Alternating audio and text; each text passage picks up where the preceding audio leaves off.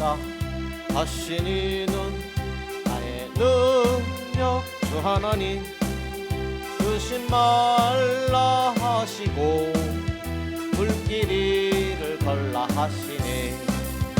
할 수 있다 하신 주, 할 수 있다 하신 주, 믿음만이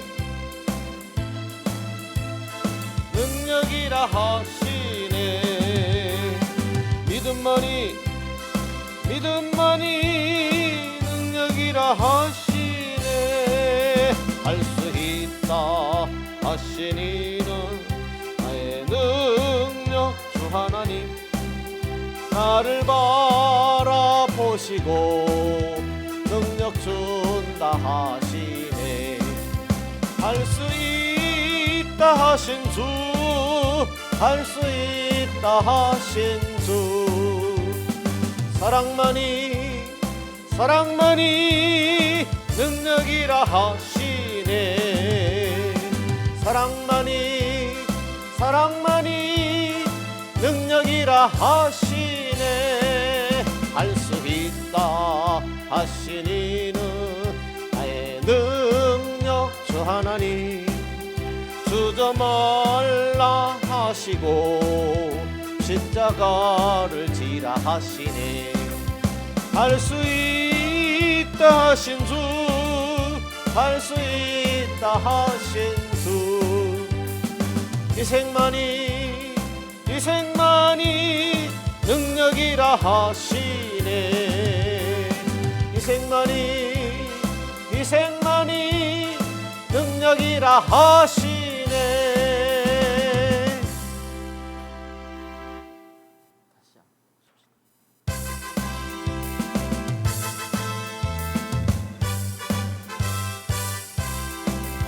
할 수 있다 하시니는 나의 능력 주 하나님 의심 말라 하시고 불길이를 걸라 하시네.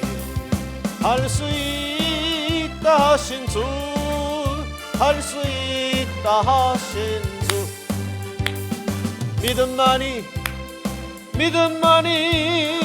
능력이라 하시네. 믿음만이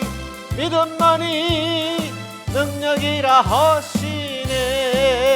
할 수 있다 하시니는 나의 능력 주 하나님 나를 바라보시고 능력 준다 하시네.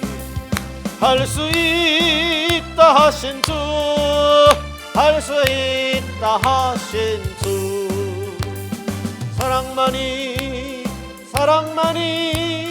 능력이라 하시네. 사랑만이 능력이라 하시네. 할 수 있다 하시니는 나의 능력 주 하나님 주저 말라 하시고 십자가를 지라 하시네.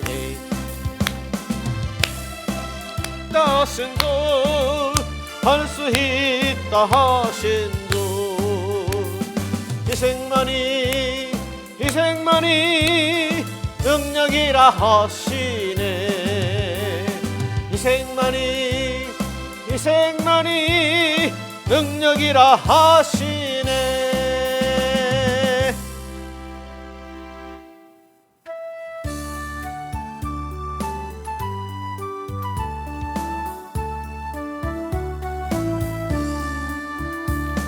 내 주 하나님 넓고 큰 은혜는 저 큰 바다보다 깊다.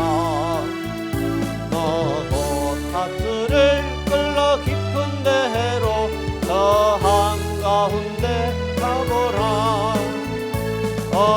언덕을 떠나서 장파에 뱉기고 내 주 예수 은혜 바다로 내 맘 꺼져가라.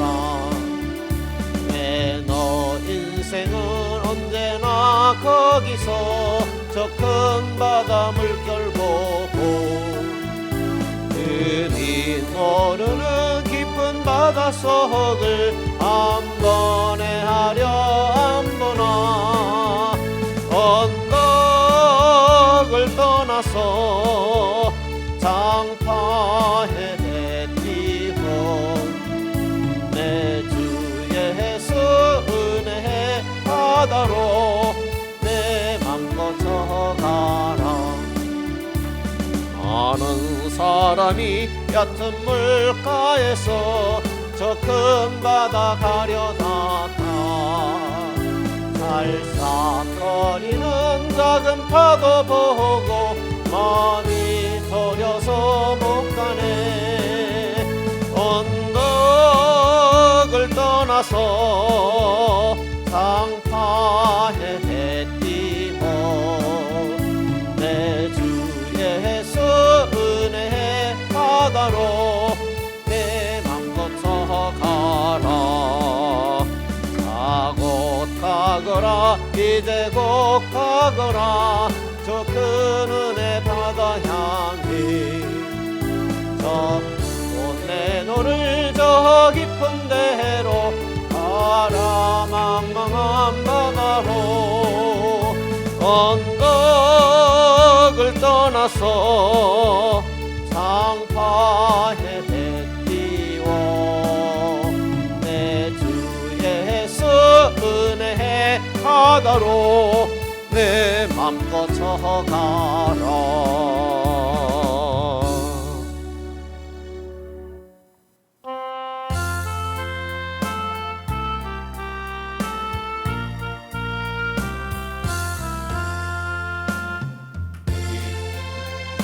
무행가 우리 주 예수 뿐일세 우리 주 예수 밖에는 이들이 아주 없도다.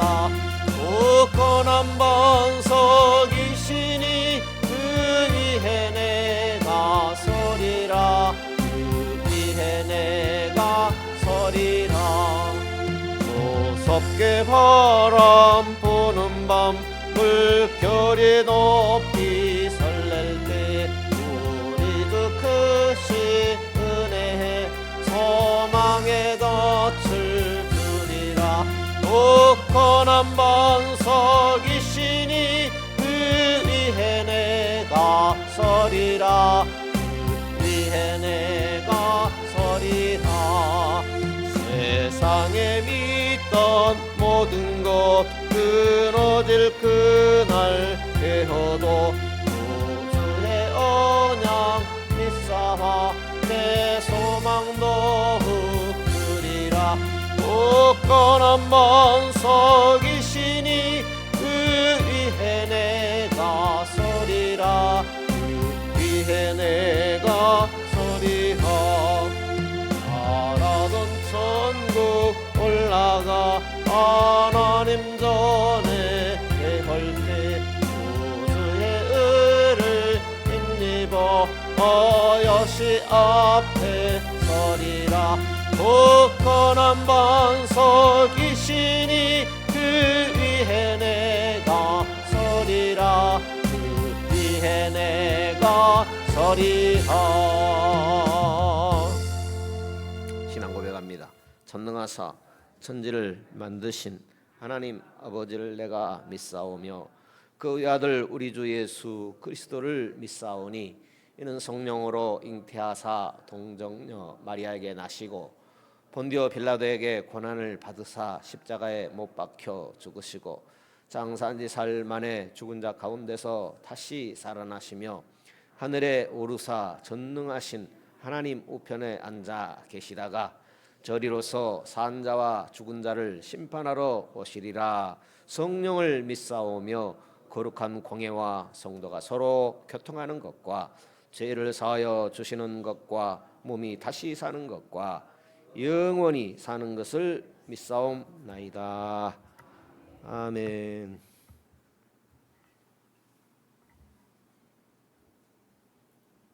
요한복음입니다.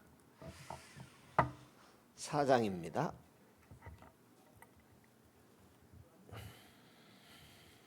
요한복음입니다. 4장입니다.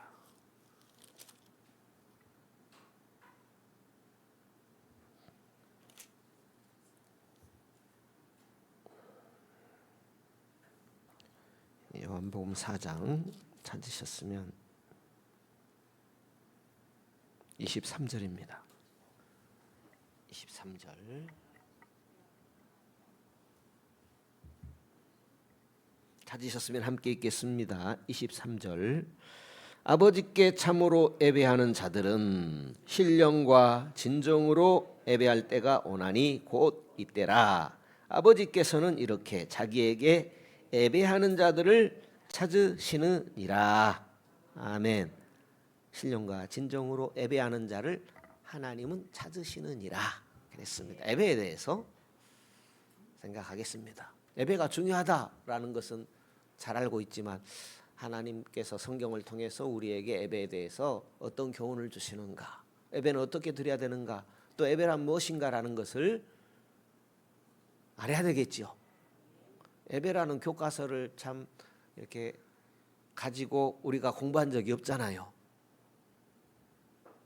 그래서 하나라도 더 아는 게 좋겠고, 또 이전에 정리해보지 못한 것, 어느 목사님께서 잘 정리한 것을 여러분과 나눈다라는 거 말씀을 드렸습니다. 우리가 지난번에 같이 묵상했던 그런 내용과 다 연결이 되는 것 같습니다. 신앙생활은 무슨 생활이에요? 예배 생활이다라는 거죠. 신앙은 생활이 있어요. 그러면 그 생활은 어떤 생활이어야 되는가? 예배를 중심으로 한 생활이다라는 거죠. 예배라고 했을 때에 이렇게 모여서 성도 함께 드리는 이런 집회의 예배도 있을 것이고, 또 우리 삶으로 하나님께 드려지는 것이 몸으로 산제사 드리는 것, 그것이 진정한 또 예배가 될 것입니다. 우리가 지난번에 또 계속해서 공부하는 성화의 삶, 그것은 결국 예배와 연결되지요. 하나님이 왜 구원하셨는가? 왜 예수 그리스도를 보내셔서 구속 사역을 이루셨는가? 목적이 있을 것 아니겠습니까? 우리로 믿게 하시고 구원의 백성이 되게 하신 것은 목적이 있지 않겠습니까? 그것은 무엇보다도 하나님을 인정하고 하나님을 예배하도록 위함이다라는 거죠. 그 예배를 회개의 삶 이렇게도 표현할 수 있겠고, 성화의 삶. 현재 우리의 신앙생활은 성화되어 가는 삶, 예수 그리스도를 닮아가는 삶, 하나님께 영광 돌리는 삶, 이 모든 것을 또 예배라고 이렇게 표현할 수도 있겠습니다. 연결이 되지요. 연결이 되고 또 표현 방식이 다를 뿐 어떤 면에서는 또 다 한마디로 예배라고 할 수 있어요. 예배. 시편을 보게 되면 하나님께 영광 돌리는 겁니다. 시편에 찬양시가 참으로 많이 있는데 따지고 보면 전부 하나님 찬양하는 시예요.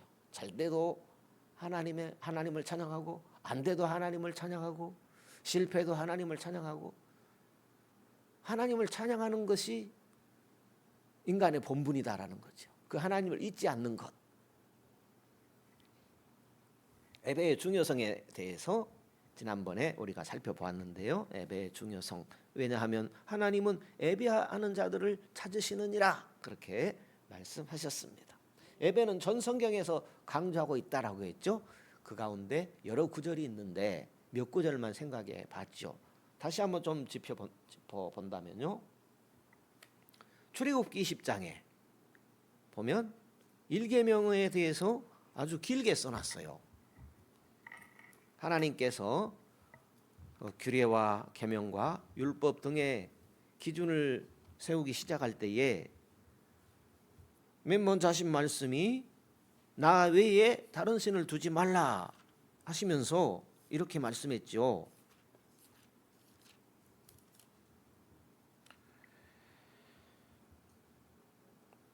이런 배경으로 말씀하고 있죠. 출애굽기 20장에 보게 되면 2절에 나는 너를 애굽 땅 종 되었던 집에서 인도하여 낸 너의 하나님 여호와로라.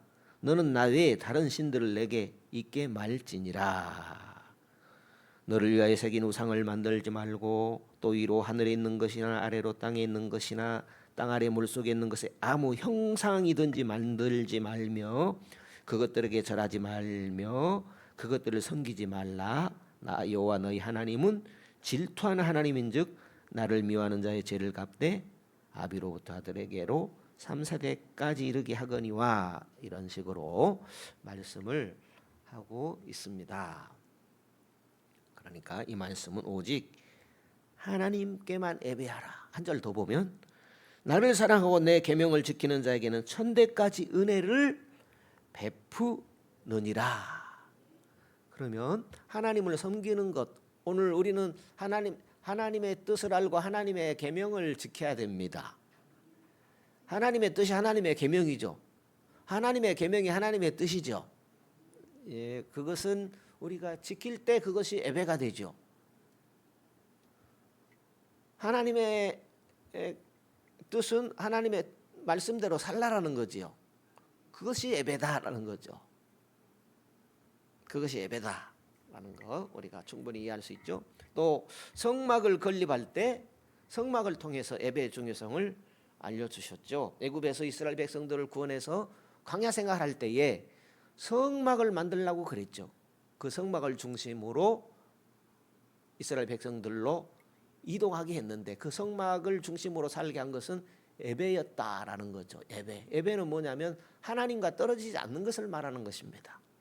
예배를 왜 드리기를 원하시느냐, 왜 예배의 삶을 살기를 원하느냐라는 것은 하나님과 떨어지지 않도록 하나님과 하나 되어 살도록 하기 위함이죠. 예배는 드리는데 하나님과 멀어졌다면 그것은 잘 드려진 예배가 아니라고 볼 수 있겠습니다. 어떻든 제 이야기는 되도록 이렇게 빼야 되는데 설명을 좀 쉽게 하려다 보면 엉뚱한 이야기가 하나 둘씩 보태질 수 있는데 어떻든 전달해 보도록 하겠습니다. 예배가 중요하다라는 그런 의미에서 성막을 주셨다라는 거죠. 오늘 우리로 하면 예배가 중요하기 때문에 예배 초소 교회가 있는 겁니다. 진정한 교회는 예수님이 머리로 한 성도들이 교회예요. 부름받은 자들의 모임이 교회예요. 건물이 아니라. 건물은 예배 초소죠. 오늘 우리들이 예배 드리는 초소. 이 예배 초소가 참으로 중요하지요. 초소 자체가 중요한 게 아니라 우리가 하나님께 모여서 예배 드릴 수 있기 때문에 중요한 것이죠. 성막 자체는 그렇게 중요한 것이 아니죠. 그 안에 누가 계셔요? 하나님이 계시죠. 오늘 우리가 모이는 이유가 뭐예요? 하나님 앞에 나오는 것이 중요하죠. 그 하나님과 내가 멀어져 있다면 가까워지는 것, 그것이 중요하고 또 그 하나님께서 나에게 뭐라고 말씀하시는가, 그것이 중요하다라는 것입니다.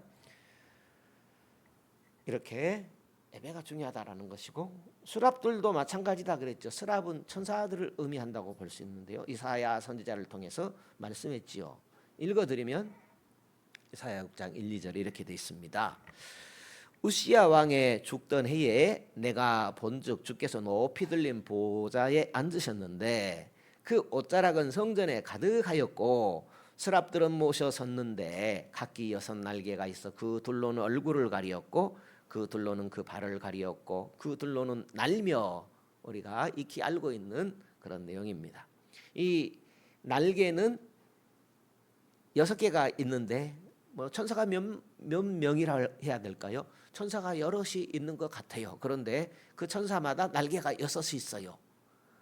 네 날개로는 하는 일이 예배와 관계가 있고 두 날개로는 봉사와 관계가 있다라고 말씀을 드렸죠. 왜 그런가 하면은 천사들도 하나님의 거룩하심을 쳐다볼 수가 없는 것이죠. 그 해같이 빛나는 그 하나님의 성전에 가득한 옷자락을 휘날리며 계신 그 하나님의 그 빛나는 광채를, 거룩하심을 감히 천사들도 얼굴로 독대를 못하는 겁니다. 그만큼 하나님은 빛나는 분이시다, 거룩한 분이시다라는 거죠. 거룩한 분 앞에는 감히 얼굴을 들기가 힘이 들죠. 예를 들어서 옛날을 사극 같은 거 생각해 보시면 감히 왕의 얼굴을 똑바로 쳐다보며 이야기하기가 힘들죠. 그만큼 그 권위가 셌고 그런 좀 뭐랄까요, 미개한 그런 시대라고도 볼 수 있죠. 지금도 시장을 대할 때도 좀 뭐 계급 사회는 아니겠지만 그래도 쉽지 않잖아요. 조직 사회다 보니까요. 하나님의 거룩하심을 쳐다볼 수 없어서 자신의 얼굴도 가리고 자신의 두 날개로는 얼굴을 가리고 두 날개로는 발을 가리었다 그랬습니다. 그것은 하나님 앞에 흠이 없게 나아가려고 하는 그런 모습, 하나님 앞에 흠을 보이려고 하지 않는 그런 모습, 감히 하나님을 쳐다보지 못하는 그런 조심하는 그런 모습, 또 다르게 반대편으로 생각하게 되면 마음과 뜻과 힘을 다해서 하나님을 사랑하라 그랬잖아요. 그런데 그렇지 못한 그런 제된 모습을 볼 때에 가릴 수밖에 없다라는 이런 생각을 할 수 있죠. 그리고 두 날개로는 난다 그랬어요. 난다 할 때 이것은 이제 봉사한다라는 이런 것을 상징한다라는 것을 통해서 천사들도 스랍들도 예배하는 것이 하나님을 예배하도록 지어졌다라는 겁니다.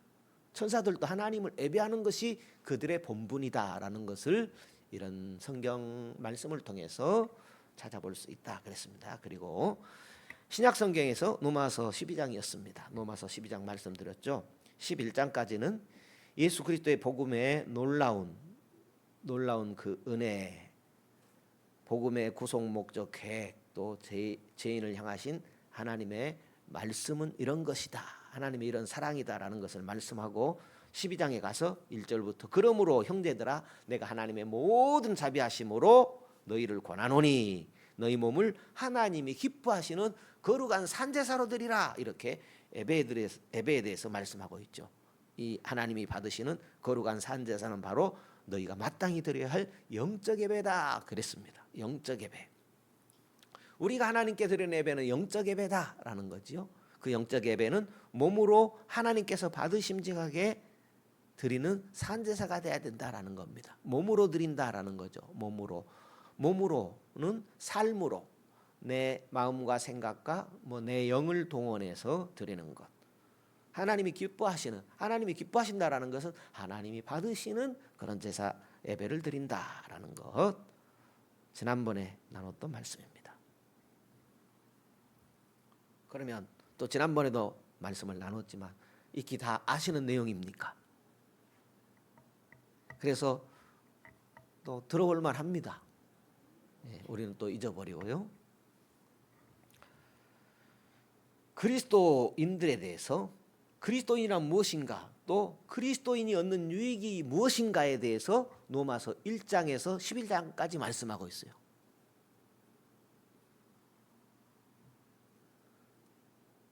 복음의 어떤 진수가 기록된 책이 사복음서도 되지만 그죠? 예수님의 행적, 예수님이 제자들과 함께 활동하셨던 사역하셨던 그런 내용도 복음의 중요한 내용이지만 또 오늘 이 시대를 살아가는 우리들에게 간략하게 교리적으로 어떤 핵심적으로 잘 정리된 내용이 있다고 하면 그것이 또 로마서거든요. 그리스도인이란 무엇인가, 또 그리스도인이 얻는 유익이 무엇인가라는 것을 11장까지 기록하고 또 그런 은혜를, 그런 사랑을 우리에게 베푸신 하나님께서 원하시는 것이 무엇이다라는 것이 12장부터다라는 거죠. 그것은 하나님이 기뻐 받으시는 거룩한 산제사를 드리라고 한다라는 거죠. 그것이 영적 예배고 또 드려지는 것은, 우리가 드리는 예배는 하나님께서 기뻐 받으시는 예배가 돼야 된다라는 거죠. 내가 예배 드린다고 들었는데 하나님이 기뻐 받으시지 않는다고 생각해 봐요. 충분히 생각할 수 있겠죠. 그러니까 하나님이 기뻐 받으시는 거룩한 산제사를 드려라 라는 것은, 기뻐하시는 거룩한 산제사를 드려라 라는 것은 하나님이 받으시는, 기뻐하시는 단어에 더 정확한 의미는 하나님이 받으시는 그런 삶을 살아라, 그런 신앙생활이 그런 예배가 되게 하라 라는 말씀이 되겠습니다. 그래서 예배를 드리는 사람은 누구나 하나님이 기뻐하시는 그런 예배를 드려야 된다라는 것. 로마서 12장에 보면 1절하고 2절에 강조하고 있어요. 다시 한번 읽어볼까요? 로마서 12장에 보면 제가 읽어드리겠습니다. 그러므로 형제들아 내가 하나님의 모든 자비하심으로 너희를 권하노니 너희 몸을 하나님이 기뻐하시는 거룩한 산제사로 드리라. 이는 너희의 드릴 영적 예배니라 하고 2절에 너희는 이 세대를 본받지 말고 오직 마음을 새롭게 함으로 변화를 받아. 하나님의 선하시고 기뻐하시고 온전하신 뜻이 무엇인지 분별하도록 하라. 왜 분별해요? 하나님의 뜻대로 하나님이 받으심지간 하나님이 기뻐하시는, 하나님이 받으시는 그런 우리 삶이 예배가 돼야 되기 때문이다. 왜요? 몸으로 드리잖아요. 예배는 삶으로 드리잖아요. 예배는. 그래서 이렇게 말씀을 하시는 것입니다. 그래서 하나님께서 믿는 자들에게 요구하시는 것, 아니 하나님께서 모든 인생들에게 요구하시는 것, 그것은 바로 하나님이 기뻐하시는 영적 예배, 하나님이 받으시는 예배를 드리는 것을 하나님이 원하시는 것이죠. 인생을 지으신 목적이죠. 하나님이 창조한 하나님의 영으로 지음받은 그런 인생들이 하나님을 섬기는 것이 하나님이 인생을 지으신 목적이죠. 죄로 인해서 영원히 하나님과 이별할 수밖에 없었는데 다시 한번 주 예수 그리스도를 통해서 믿도록 구원해 주신 것은 하나님을 예배하도록, 하나님을 섬기도록, 몸으로 산제사를 드리도록, 하나님이 기뻐 받으시는 그런 예배를 드리도록, 영적 예배를 드리도록 우리를 구원해 주셨다라는 거죠. 그러므로 가장 중요한 것이 예배다라는 것이죠. 그것을 로마서 12장을 통해서도 말씀하고 있다라는 겁니다. 또 베드로 전서도 보았지만은 이 부분은 생략하도록 하겠습니다. 이렇게 하나님이 기뻐하시는, 하나님은 건물이 아니라 이 부분을 보는 게 좋겠습니다. 베드로전서 2장을 보시죠. 베드로전서 2장.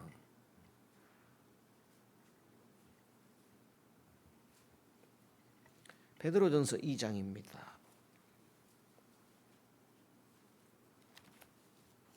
베드로전서 2장 5절에 이렇게 되어 있습니다. 너희도 산돌 같이 신령한 집으로 세워지고 예수 그리스도로 말미암아 하나님이 기쁘게 받으실 신령한 제사를 드릴 거룩한 제사장이 될지어다. 내 몸을 내가 드리죠. 내 몸으로 하나님께 산제사 드리자 할 때 내 대신 나를 드릴 사람이 없죠. 그러니까 내가 나의 삶을 하나님께 드릴 때 제사장은 나예요. 그래서 우리로 하여금 하나님께 너희 몸을 산제사로 하나님께서 받으심지간 제사장으로서 드려라, 이렇게 말씀을 하고 있습니다. 베드로전서 1장에는 하나님의 구속의 은혜의 놀라움에 대해서 기록하고 있습니다. 하나님의 구속의 놀라운 은혜는 무엇인가 하면 하나님의 아들을 이 땅에 보내셔서 우리의 죄를 속량케 하신 것, 그분이 십자가를 지심으로 우리의 모든 죄를 끌어안고 우리의 죄를 속량하신 것이죠. 그것이 하나님의 구속의 놀라움이죠. 이 세상에 이런 놀라운 일이 있나요? 예수 그리스도의 구속의 사건이 가장 놀라운 일이죠. 천지 창조한 것만큼이나 놀라운 일이죠. 그것이 베드로전서 1장에 기록되어 있습니다. 그리고 19절을 보면 베드로전서 1장 19절에 보게 되면 오직 흠없고 점없는 어린 양 같은 그리스도의 보배로운 피로 우리를 구속했다라는 거죠. 그리스도의 보배로운 피로 우리를 구속했다. 흠없고 점없는 어린 양은 예수 그리스도밖에 없죠. 우리의 죄를 완전히 속량하실 그 그리스도의 보배로운 피로 우리를 구속했다라는 겁니다. 18절 너희가 알거니와 너희 조상의 유전한 망령된 행실에서 구속된 것은 은이나 금같이 없어질 것으로 한 것이 아니요. 옛날 이스라엘 백성들은 양피, 소피, 염소피로 그들의 죄를 용서받았죠. 그것은 불완전했죠. 그러나 너희가 구속받은 것은 오직 흠없고 점없는 어린 양 같으신 예수 그리스도 보배로운 피로 구속받았다. 그 사실을 믿음으로 구원받았다라는 거죠. 구원받았으니까 어쨌다는 얘기예요. 몸으로 걸어간 산제사를 드리라는 겁니다. 하나님이 받으심직한 그런 영적 예배를 드릴 수 있도록 구속해 주셨다, 구원해 주셨다라는 거지요. 오늘 우리는 믿음으로 그런 은혜를 받음으로 하나님께서 받으시는 예배를 드릴 수 있게 되었어요. 오직 예수님으로 말미암아. 그러므로 이 양에 드리는 예배, 우리가 하나님이 받으시는 예배를 드려야 된다라는 거지요. 왜냐하면 하나님께서 받으시기를 원했어요. 기뻐 받으시기를 원해요. 기뻐하기를 원해요. 드리는 예배를. 사도 바울을 통해서 말씀하죠. 기뻐하시는 산제사를 드리라 그랬거든요. 그것을 더 쉽게 하면 받으시는 산제사를 드리라. 몸으로 하나님께서 우리에게 몸뚱이를 주셨어요. 그냥 살다가 죽게 내버려 두신 것이 아니고 예수 믿고 천국 가도록 하셨는데, 그러면 사는 동안에 어떻게 사느냐?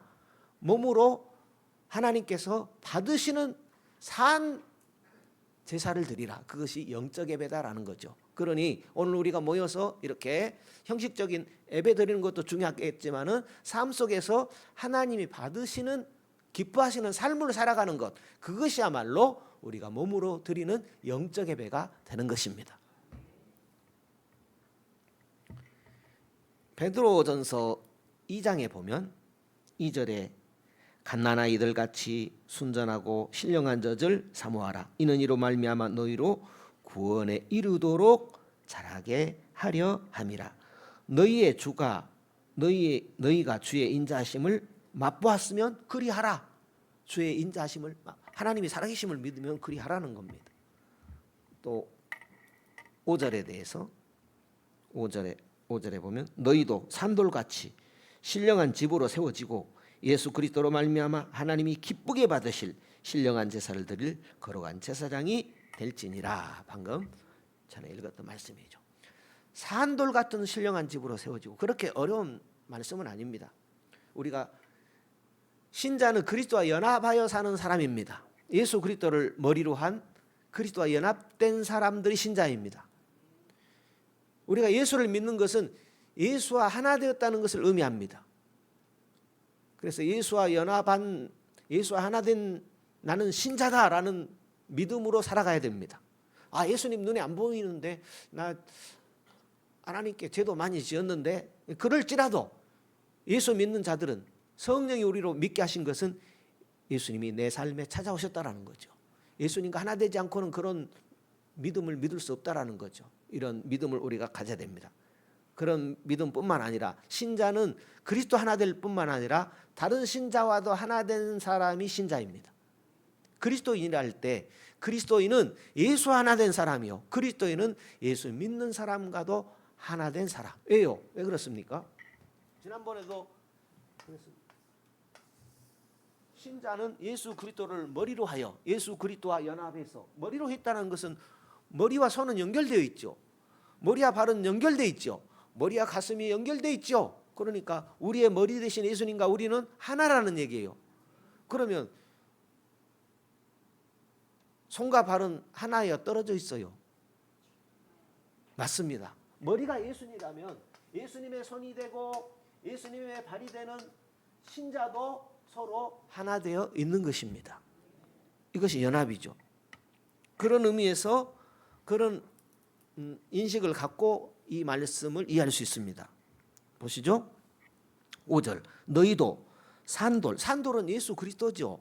산돌같이 신령한 집으로 세워지고 예수 그리스도로 말미암아 하나님이 기쁘게 받으실 신령한 제사를 드릴 거룩한 제사장이 될지니라. 신령한 집으로 세워지고, 오늘 우리가 예수 그리스도와 하나 되었으니, 또 예수 믿는 성도들과도 하나 되어 사는 그런 성도가 되었으니 신령한 집으로 세워져 가기를 원한다라는 거죠.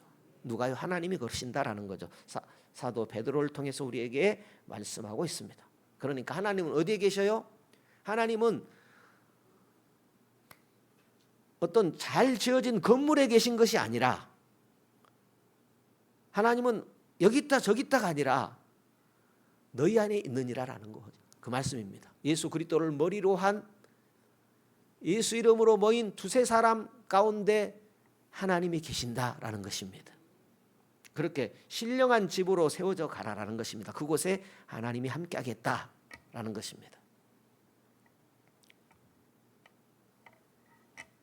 그러므로 거룩한 제사장 된 성도들은 영적인 제사를 하나님께 드려야 됩니다. 몸으로 산제사 드리는 것, 그것이 영적인 제사고 그것이 영적 예배인 것입니다. 옛날에 구약에 드렸던 그런 제사를 드리라는 것이 아니라 몸으로 하나님이 뜻대로 우리가 살아가기 힘쓰는 것, 그것이 영적 예배다. 하나님이 기뻐 받으시는 영적 예배다라는 것입니다. 그러면 하나님이 기뻐하시는 참된 영적 예배, 영적 예배는 도대체 무엇일까? 하나님이 이 양에 드리는 예배 하나님이 기뻐 받아야 되잖아요. 오늘 우리가 생각할 때에 정말 내 예배를 하나님이 기뻐 받으실까 생각할 때 우리는 내 처지를 너무나 내가 잘 알기 때문에 의문이 들 때가 있거든요. 그러면 성경은 어떤 예배를 하나님께서 받으시는 그런 예배를 영적 예배라고 할 것인가라는 거죠. 그것은 그리스도 안에서 우리를 변화시키는 하나님의 은혜 가운데 드려집니다. 그리스도 안에서 하나님은 우리를 변화시킵니다. 그리스도 안에서 하나님은 우리를 그리스도 닮게 하십니다. 그리스도 하나 된 가운데 신앙생활하는 가운데 하나님은 우리를 변화시키는 일을 하십니다. 그렇게 우리가 변화되어 감으로 순종하여 감으로 회개생활함으로 신앙생활함으로 하나님께서 받으시는 영적 예배를 드리는 겁니다. 이렇게 예배가 왜 중요한지 지금 간단히 예배에 대해서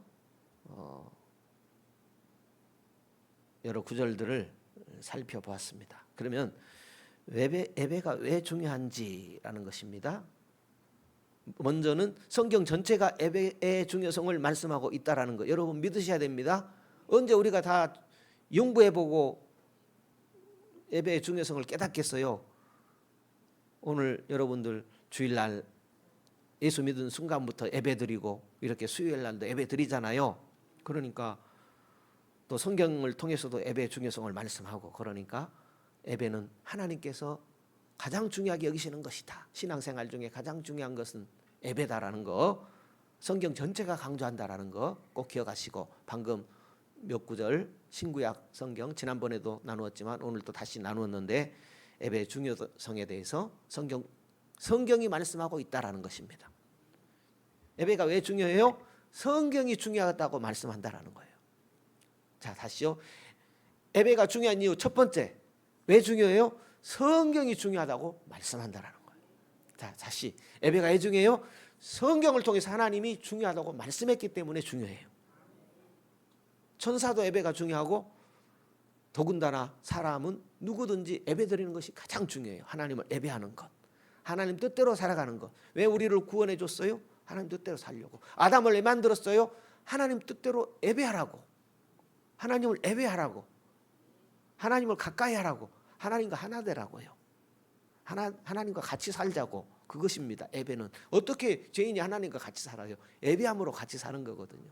그러니까 범죄함으로 하나님과 같이 살 수가 없게 된 것이죠. 그러나 예수 그리스도를 보내주셨어. 믿게 하심으로 우리 죄를 용서하심으로 하나님을 다시 예배하도록 하나님과 하나 되도록 해주신 거예요. 예배는 하나님과 하나 되는 거예요. 예배의 가장 중요성 그것은 하나님과 하나 되는 것, 하나님과 가까워지는 것. 그런데 오늘 많은 그리스도인들이 하나님을 예배하는데 예배 드리는 횟수는 많은데 하나님과 멀어져 있다면 그 예배는 깊이 예배에 대해서 좀 더 연구를 해봐야 되고 공부해야 될 그런 이유가 있는 것입니다. 이렇게 예배가 왜 중요한지 그것은 첫째로 하나님이 성경을 통해서 예배가 가장 중요하다고 말씀하셨다라는 거예요. 또 한 가지는 뭐냐면 예배는 내 운명을 결정합니다. 이것은 성경이 주시는 내용이에요. 예배는 뭘 결정한다? 그러니까 맞잖아요.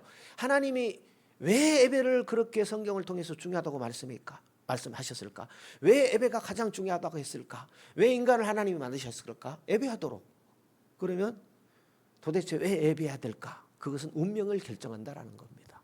그러니 이왕에 하나님을 섬기는 것, 예배하는 것, 운명이 결정되는 그런 예배를 드리면 좋겠습니다. 예배가 운명을 결정한다라는 거죠. 그래서 예배는 삶의 핵심인데요. 하나님이 기뻐하시는, 하나님이 받으시는 그 영적 예배를 드리는 사람들은 영생을 얻게 될 것이고, 그렇지 않은 사람들은 영원한 사망으로 들어갑니다. 나는 예배를 드리는데 하나님이 기뻐 받으셔야 되지, 나는 예배를 드린다고 드리는데 하나님이 질투하고 하나님이 인상 쓰고, 그러면 내가 드리는 예배 하나님이 기뻐 받으셔야 되잖아요. 그렇습니다. 바로 그것입니다. 그러니 우리가 드려지는 예배는 하나님이 받으셔야 되고, 하나님이 받으시는 예배는 영생이요, 하나님이 받지 않는 사람들은 영원한 사망으로 들어가는 것이 예배에 대한 성경의 교훈입니다. 그러니까 예배는 가장 중요합니다. 하나님이 성경을 통해서 중요하다고 했고, 예배는 우리의 운명을 결정합니다.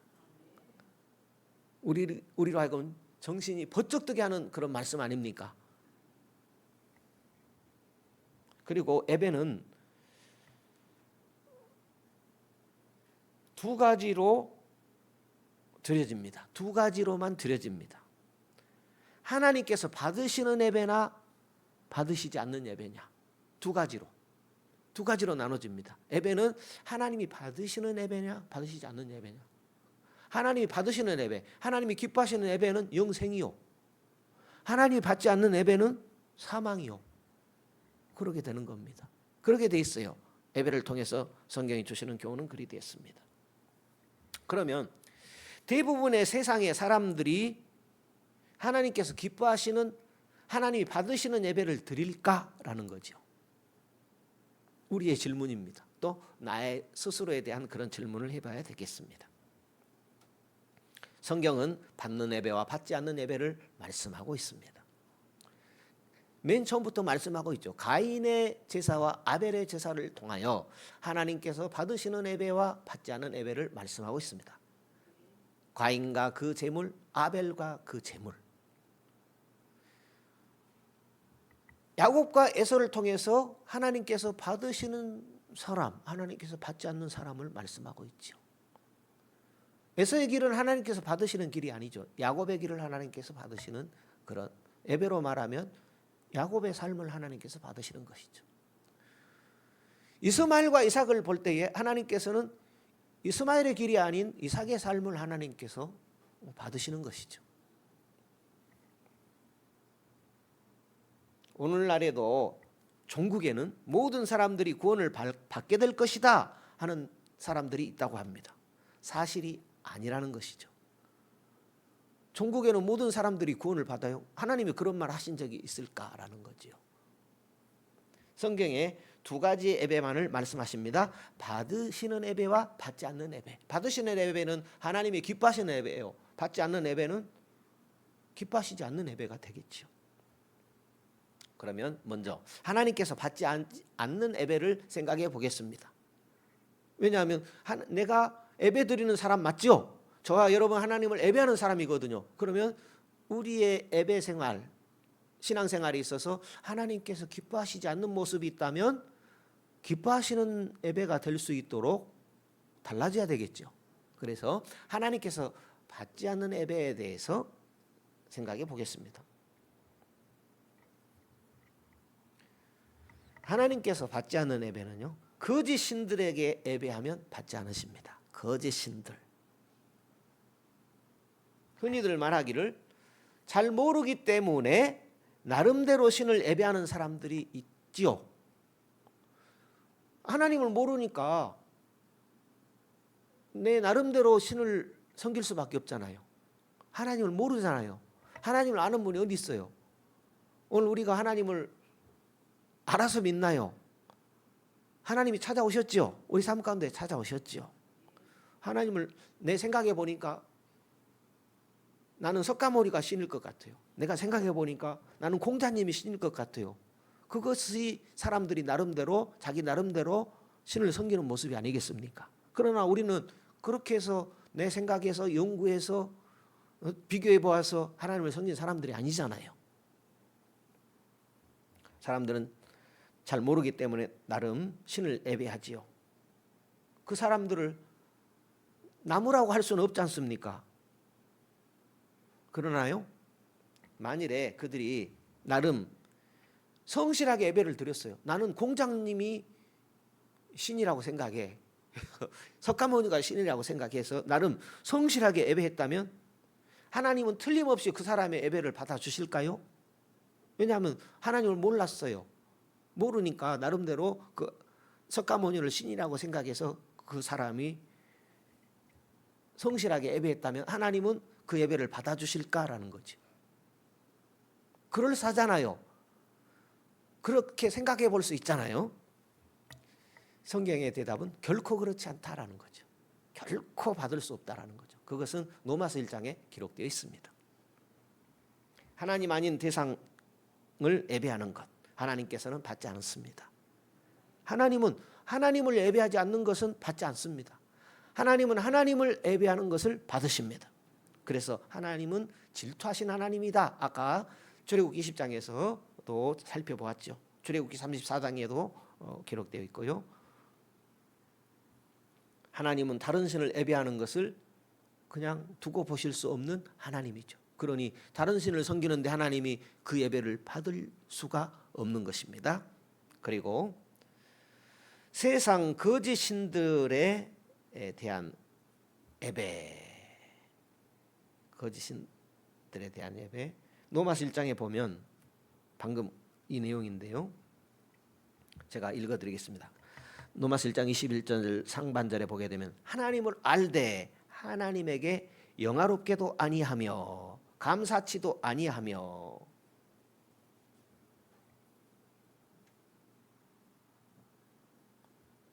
하나님을 알되 감사도 또 예배도 영광도 돌리지 않고 찬양도 또 존귀도 또 하나님을 찬사하지도 않는다라는 것입니다.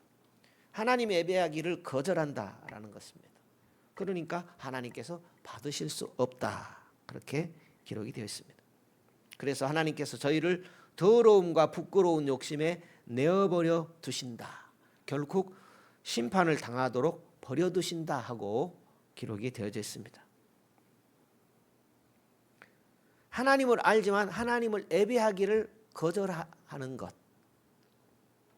그래서 그들은 썩어질 사람과 금수와 버러지 형상으로 자신을 만들기 시작했다.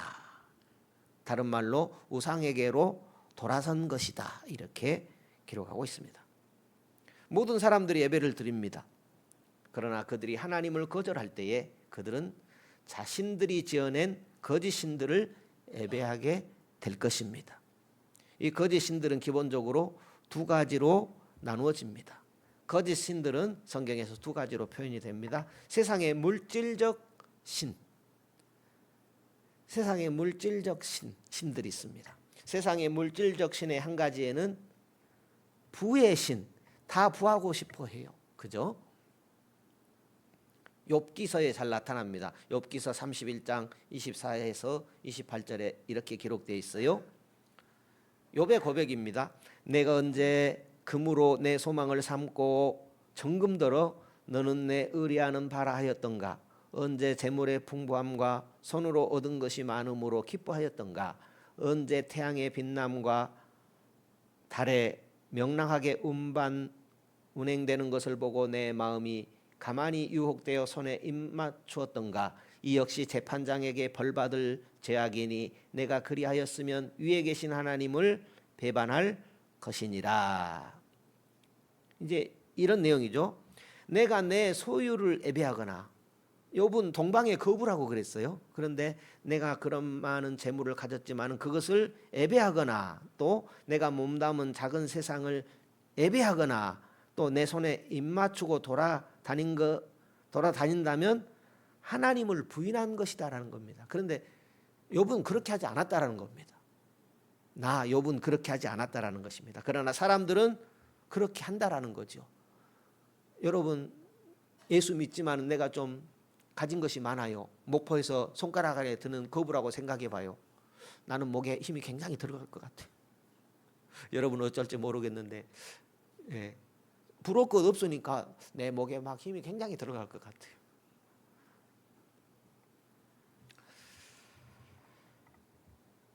사람들은 그렇게 한다라는 거죠. 가진 것 많아봐요. 세상 부러운 거 없잖아요. 지금 세상에. 돈으로 다 사버리잖아요. 돈으로 힘도 사고, 돈으로 집도 사고, 돈으로 사람도 사고, 돈으로 차도 사고 다 사는 거예요. 그것이 물질적인 세상의 신들에게 예배하는 것입니다. 하나님은 그것을 그런 것들이 세상의 물질을 예배하는 것이 하나님께 예배를 거절하는 모습이다라는 거죠. 이렇게 세상에 물질적 신들이 있다라는 것입니다. 그 다음에 천상의 초자연적 신들이 있습니다. 천상의 영적 세계, 그러니까 뭐 귀신을 숭배한달까요? 신명기 4장에 기록되어 있습니다. 신명기 4장에 보면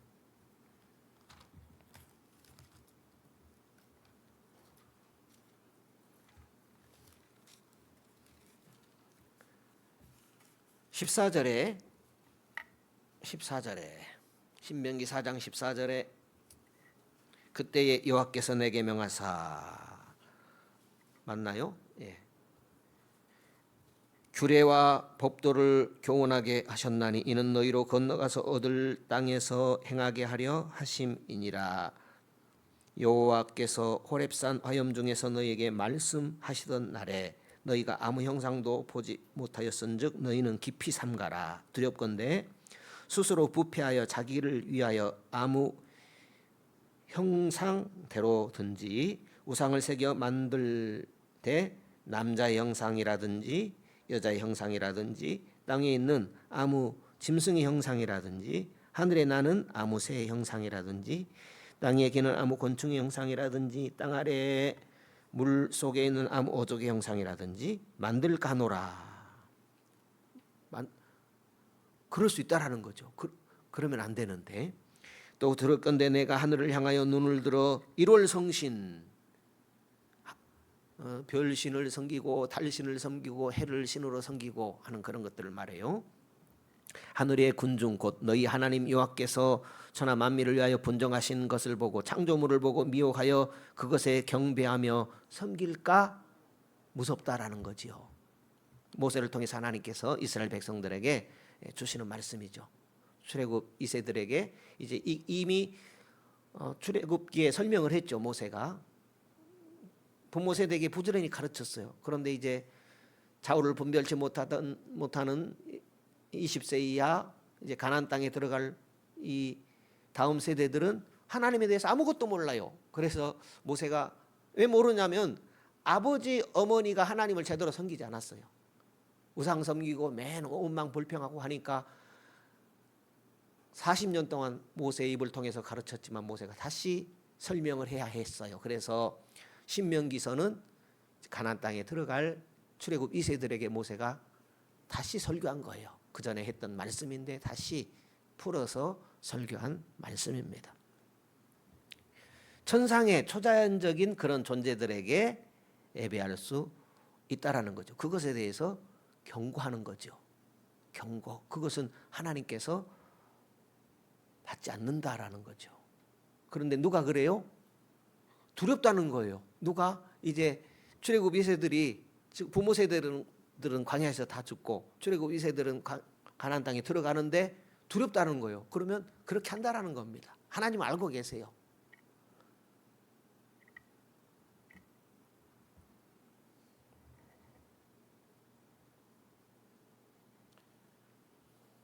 우리는 세상의 물질적인 신을, 물질이 신은 아니죠. 그런데 하나님을 잊어버리고 그것을 더 사랑할 수 있는 것이죠. 천상의 초자연적인 존재들을 하나님처럼 섬길 수 있죠. 그것은 하나님이 받으시는 예배가 결코 될 수 없고 그것은 하나님의 질투를 유발하는 것이다 라는 거죠. 그러니까 하나님이면 하나님, 물질이면 물질, 분명한 어떤 선이 있는 것이지 하나님도 섬기고 물질도 섬기고 이럴 수는 없다라는 거죠. 그래서 주시는 교훈은 하나님께서 받으심직한 하나님이 기뻐하시는 예배를 드려라 말씀하고 있지요. 그렇다면 오늘 믿는 우리들에게도 말씀하시는 교훈이 있을 것 같습니다. 시간이 갔기 때문에 다음에 또 이어서 정리해 보도록 하겠습니다. 우리가 어떤 세상 것으로 어떤 형상으로든지 하나님보다 높아진 것은 안 됩니다. 하나님의 이름을 땅에 떨어뜨려서는 안 돼요. 그 하나님과 어떻든 하나 돼야 됩니다. 그 하나님과 멀어져서는 결코 안 된다라는 거죠. 우리가 하나님을 예배한다면 하나님과 멀어져서는 안 될 것이고 하나님과 하나 되어 살아가야 할 것입니다. 왜냐하면 우리는 하나님과 영원히 천국에서 함께할 사람들이기 때문입니다. 예배에 대해서 앞으로 또 나눠보도록 하겠습니다.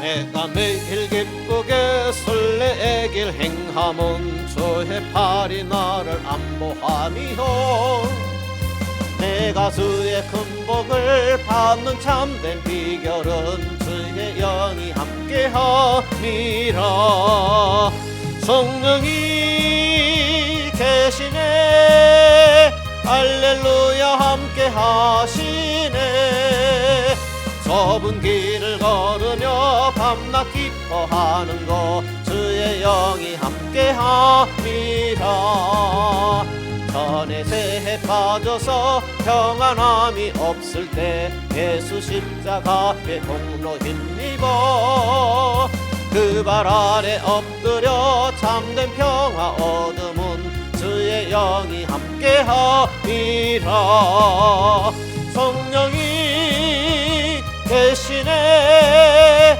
할렐루야 함께 하시네 좁은 길을 걸으며 밤낮 기뻐하는 것 주의 영이 함께 함이라 나와 동행하시고 모든 염려 아시니 나는 숲의 새와 같이 기쁘다 내가 기쁜 마음으로 주의 뜻을 행함은 주의 영이 함께함이라 성령이 계시네 할렐루야 함께하시네 좁은 길을 걸으며 밤낮 기뻐하는 것 주의 영이 함께함이라 세상 모든 정욕과 나의 모든 욕망은 십자가에 이미 몫을 박았네 어두운 밤이 지나고 무거운 짐 벗으니 주의 영이 함께함이라 성령이 계시네 할렐루야 함께하시네 좁은 길을 걸으며 밤낮 기뻐하는 것 주의 영이 함께함이라